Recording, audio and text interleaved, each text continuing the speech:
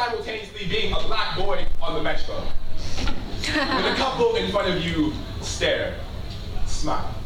You are an electron, not rocking with any negative vibe within the vicinity of this train car. Speaking of non-metals, did you know that melanin contains a rather gratuitous concentration of carbon? Inform them of this. Maybe next time they won't be so surprised to spot a black boy charged with possessing a worksheet on chemical field theory. Or perhaps you could smudge an onk into the Metro Rail windows with hair grease and leave-in conditioner if you suspect it might expedite the process, because modern science is 99.98% sure that the Egyptians created the semiconductor despite the perceived impotence of their pigment. You seem tense. It's almost as tense as that man adjacent to you who suspects you might steal his watch within approximately 7.5 seconds. Are you breathing? More importantly, are you still black?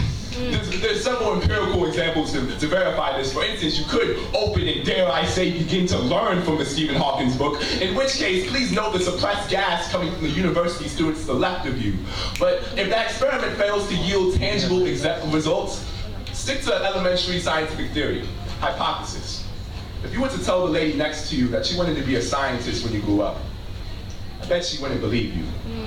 I bet she still believes Thomas Edison invented the light bulb despite the slave fingertips and stolen patents daring to deny a dimwit his brilliance. I bet you won't even need Ohm's law to calculate the shock, or a stopwatch to measure the velocity from which her mind's eye went from Alfred Nobel to NBA by the time she finished noticing you. However, now that you've gathered tangible evidence, please broadcast to the general public, and more importantly, to every black boy who swapped ballistics for basketballs because their 5th grade science teacher was convinced that kinematic equations were beyond their mental faculty. 1.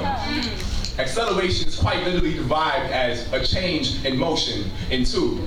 You are nothing but a change in motion. Despite popular belief, you are capable of things outside the realms of mixtapes and free throws, so forget what they know of photons and frequency, and remember, if light can shine in a black hole, who are you not to the poets on the metro with a crush on calculus caution?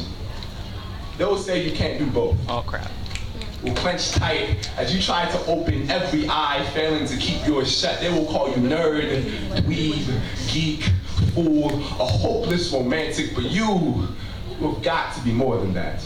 You are to be patient, are to love, are to just breathe and smile and build the world you've been preaching about.